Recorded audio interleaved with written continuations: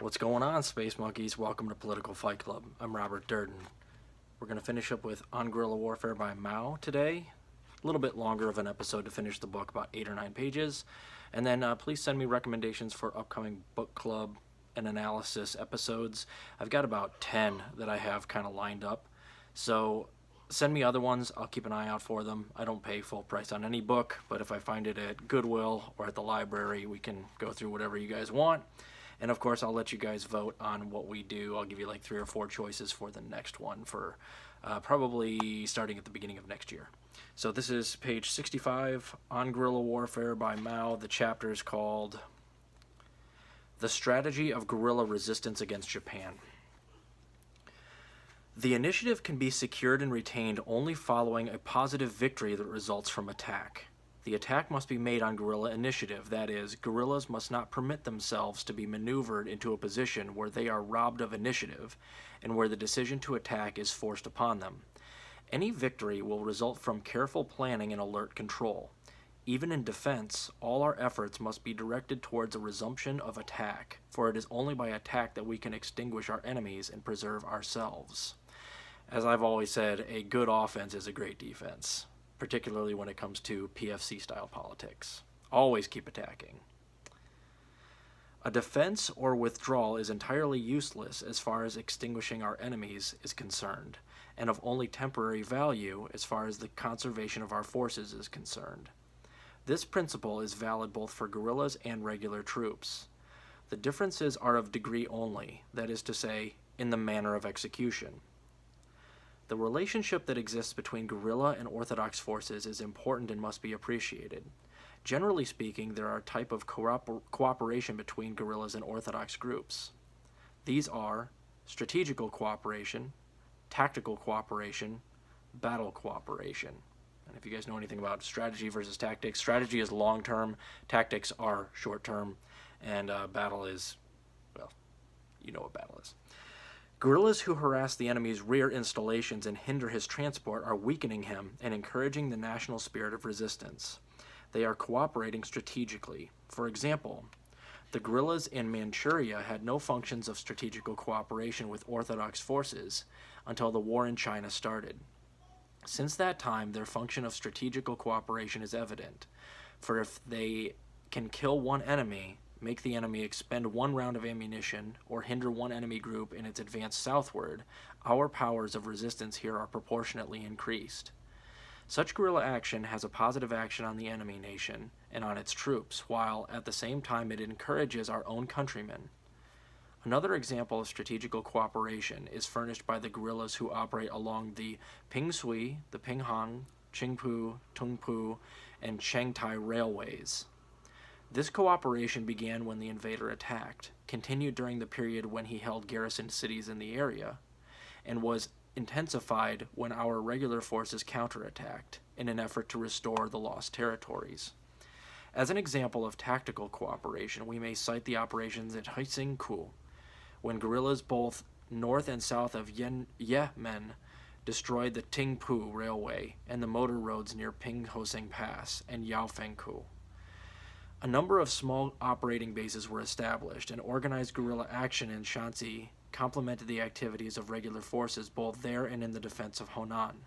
Similarly, during the South Shantung campaign, guerrillas in the 5 northern provinces cooperated with the army's operation in the Hsiao front. Guerrilla commanders in rear areas and those in command of regiments assigned to operate with orthodox units must cooperate in accordance with the situation.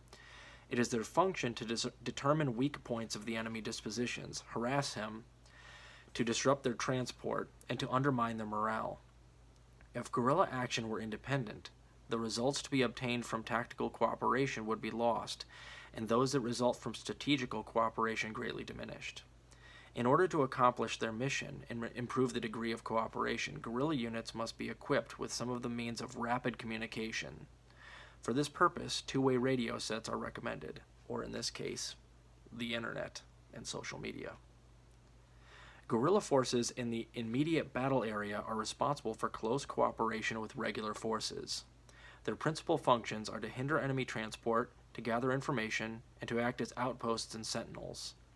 Even without precise instructions from the commander of the regular forces, these missions, as well as any others that contribute to the general success, should be assumed.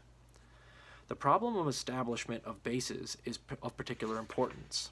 This is so because this war is a cruel and protracted struggle. The lost territories can be restored only by a strategical counterattack, and this we cannot carry out until the enemy is well into China. Consequently, some part of our country, or indeed most of it, may be captured by the enemy and become his rear area.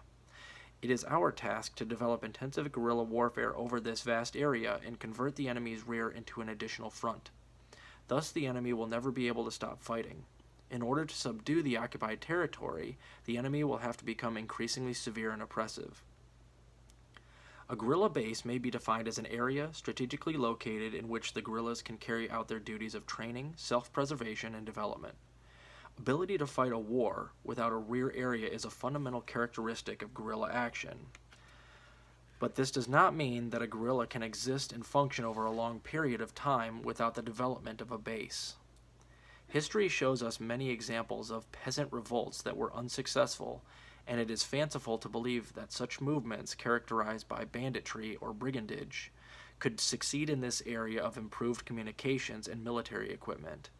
Some guerrilla leaders seem to think that those qualities are present in today's movement, and before such leaders can comprehend the importance of base areas in the long-term war, their mind must be disabused of this idea. The subject of bases may be better understood if we consider the various categories of bases, guerrilla areas and base areas, the establishment of bases, and the development of bases. Guerrilla bases may be classified according to their location as first, mountain bases, second, plains bases, and last, river, lake, or bay bases. The advantages of bases in mountainous areas are evident. Those which are now established at Changpo-chan, Wu-tai-shan, Tai-heng-shan, Taishan, Yenshan, and Maoshan. These bases are strongly protected. Similar bases should be established in all enemy rear areas. Plains country is generally not satisfactory for guerrilla operating bases, but this does not mean that guerrilla warfare cannot flourish in such a country of that bases cannot be established there. The extent of guerrilla development in Hopei and West Shantung proves the opposite can be the case. Whether we count on the use of these bases over long periods of time is questionable. We can, however, establish small bases of a seasonal or temporary nature. This we can do because our barbaric enemy simply does not have the manpower to occupy all the areas he has overrun, and because the population of China is so numerous that a base can be established anywhere. Seasonal bases in plains country may be established in the winter when the rivers are frozen over, and in the summer when the crops are growing. Temporary bases may be established when the enemy is otherwise occupied. When the enemy advances, the guerrillas who have established bases in the plains area are the first to engage him. Upon their withdrawal to the mountainous country, they should leave behind them guerrilla groups dispersed over the entire area. Guerrillas shift from base to base on the theory that they must be in one place one day and another place the next day. There are many historical examples of the establishment of bases in river, bay, and lake country, and this is one aspect of our activity that has so far received little attention. Red guerrillas held out for many years in the Hongzi Lake region. We should establish bases in the Hongzi and the Tai areas and along rivers and watercourses in territory controlled by the enemy so as to deny him access to and free use of water routes. The Yemenis are doing this right now with Israel. There is a difference between the terms base area and guerrilla area. An area completely surrounded by territory occupied by the enemy is a base area. Wu-tai-shan and Tanhengshan are examples of base areas. On the other hand, the area east and north of Wu-tai-shan, the Shanxi-Hopei-Chahar border zone, is a guerrilla area. Such areas can be controlled by guerrillas only while they actually physically occupy them. Upon their departure, control reverts to a puppet pro-Japanese government. East Hopei, for example, was at first a guerrilla area rather than a base area. A puppet government functioned there. Eventually, the people, organized and inspired by guerrillas from the Wu-tai Mountains, assisted in the transformation of this guerrilla area into a real base area. Such a task is extremely difficult, for it is largely dependent upon the degree to which the people can be inspired. In certain garrisoned areas, such as the cities and zones contiguous to the railways, the guerrillas see unable to drive the Japanese and the puppets out. These areas remain guerrilla areas. At other times, base areas might become guerrilla areas due to their own mistakes or to the activities of the enemy. Obviously, in any given area in a war zone, any one of three situations may develop. The area may remain in Chinese hands, it may be lost to the Japanese and puppets, or it may be divided between the combatants.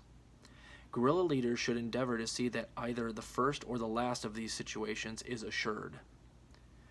Another point essential to the establishment of bases is the cooperation that must exist between the armed guerrilla bands and the people.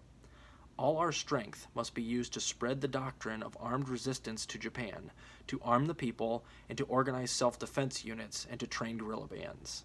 And in the information war, this has everything to do with weaponizing people's brains, education, getting them organized, but then teaching them how to go online and harass and destroy propaganda, debunk things, but also go after the propagandists, make fun of them, mock them. But you have to weaponize people's brains by teaching them about capitalism, teaching them how they're getting screwed over. That's what I recommend, and that's what PFC does, is I'm trying to convince everybody to just do what I'm doing here. Educate yourselves, find journalists who do good work, follow them, protect them, promote their work, but then also read books and try to spread knowledge everywhere you can. The first rule of PFC is to talk politics. To do that effectively, you need to weaponize your brains. So that's what we're doing here.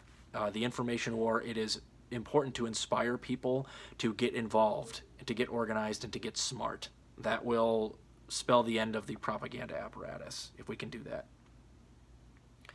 This doctrine must be spread among the people, who must be organized into anti-Japanese groups.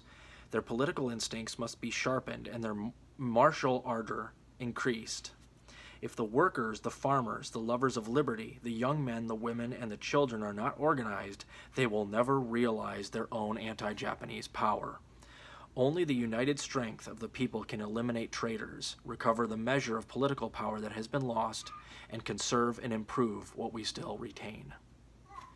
Now, we'll finish up the book later. My son just woke up from his nap, so I'm going to go grab him.